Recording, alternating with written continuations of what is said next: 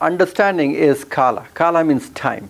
Okay, Kala means time, where you have to understand what the value of time is all about, and once you understand the value of that time, then you can relate to in understanding the planets, almost like this is your karmic being, isn't it? Everybody is bringing a specific baggage in their lives.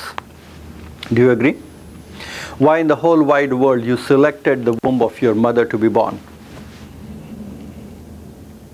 There were millions and millions of wombs available for you to come and be born, but why did you select that lady specific? Why did you select that family? Why did you select that siblings? Why did you select that job to burn your karmas or anything like that? Okay, so in a cosmic way, there is a tremendous amount of destiny which is there, which allows the life to happen in certain manner. As you are born with certain things, there is always an expression of you, what you do with your life, isn't it? Because you are born in this, and if you look at you and your brother or sister, you are born to the same mother, raised in the same family, and when you look back at both of your lives, are they same? You may look same. Okay, there might be some similarities facial, but one might be tremendously successful, another could be totally good for nothing. Okay, one could be very smart and very brilliant, and the other could be dyslexic.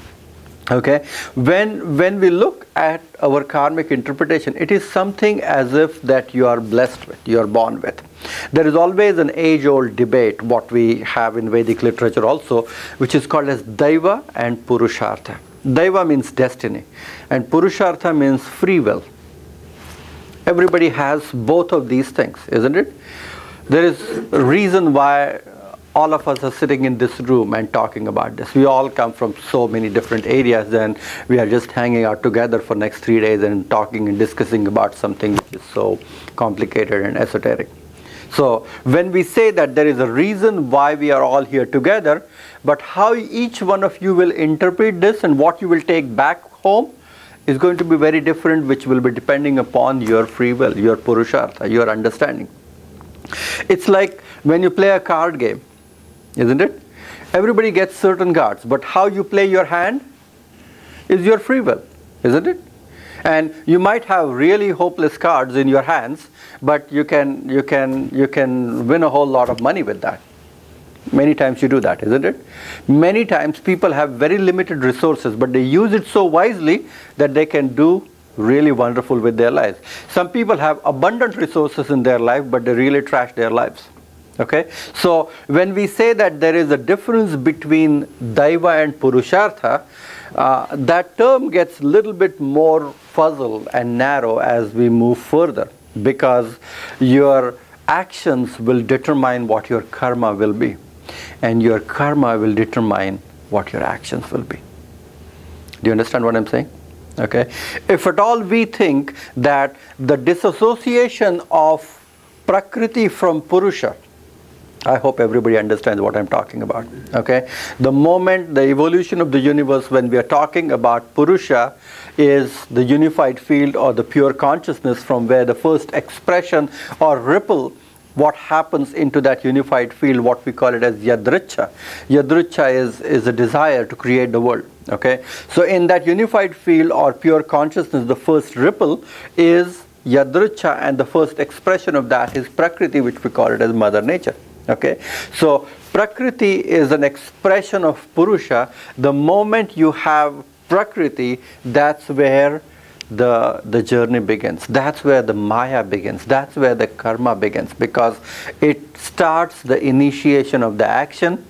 Every action has got a reaction to it. You can't really get away with anything you do, good or bad. Okay, you always have to do something where it will create something good or bad to you in return. Okay, there is no action where there is no reaction. And so whether it happens immediately, whether it happens 3 months down the road, whether it happens 6 months down the road, you don't know.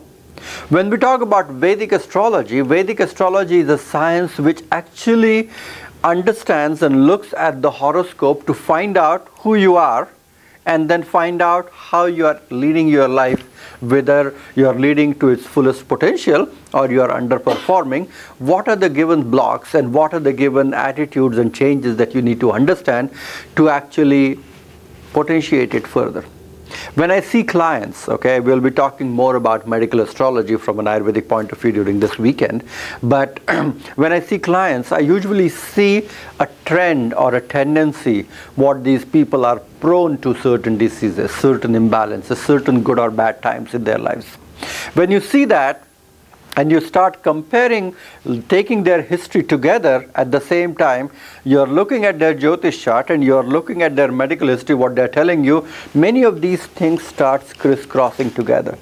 And the moment you start seeing that crisscrossing together, it doesn't need a rocket scientist to imagine what is going to be the next step or how it's going to unfold in the future. Because that is something when I teach astrology to all the Ayurvedic people, they should learn to understand that when you are taking detailed history and you are putting down the dates and the times and everything, oh, I had an appendicitis surgery, appendectomy when 1972 I had that, then I had this broken hip this time, then I had this or that. You're looking at those dates and you're looking at into their astrological chart.